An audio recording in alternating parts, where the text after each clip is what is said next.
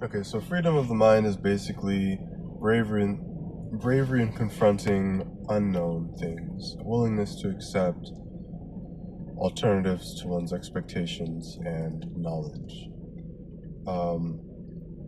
And this is kind of interesting to think about for me because I think that that definition of freedom, the intellectual freedom that I'm talking about, is contrary in some ways, or seems to be contrary to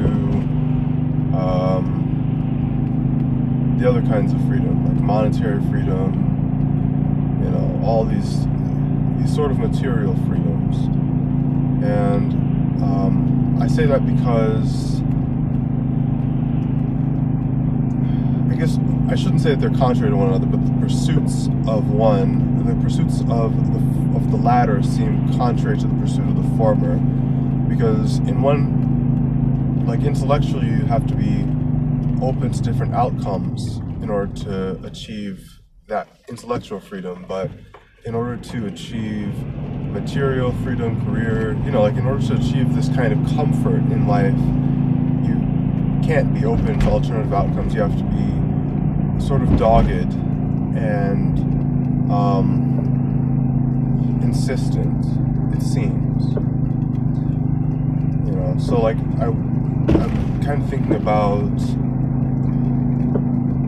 whether or not I'm just thinking about how one can kind of bring those things together, because it's all well and good to say, well, I'm intellectually free, like my mind is free, and so I'm open to being wrong, I'm open to things not going as I expect,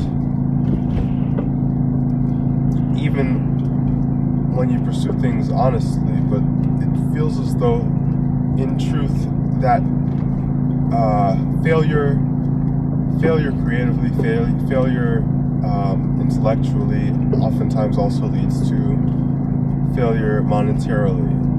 And so then,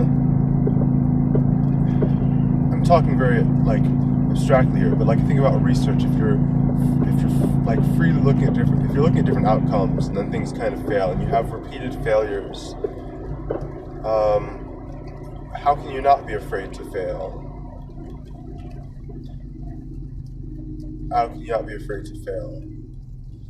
But maybe it's not that they're contradictory, it's the requirement for bravery is sort of implied, because it wouldn't be bravery if failure didn't have serious consequences.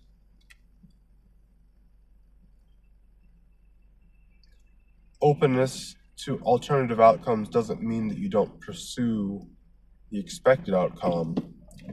It means that you're not so afraid of things going a different way that you're unwilling to pursue the expected outcome.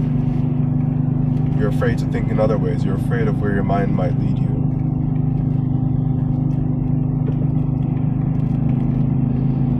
So in some respects, I suppose, I wonder if this is in contrast, if this sort of undermines this hard fighting, this hard fighting that I do, where I'm overly defensive of myself in some ways. Well, I don't know. It's not strung together quite yet. There's not a clear enough line between my